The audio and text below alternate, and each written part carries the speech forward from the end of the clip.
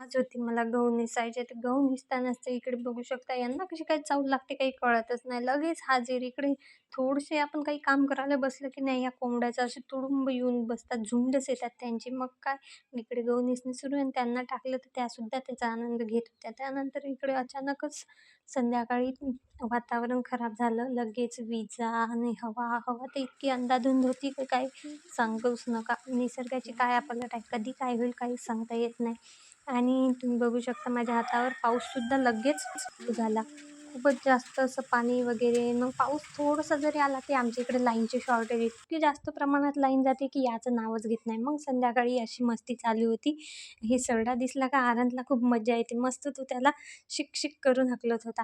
नंतर मी त्याची अशी शूटिंग घेतली. अशा प्रकारे आमच्या घरी काही ना काही म्हणजे सरडा, पाली हे काय आमच्यासाठी नवीन नाही.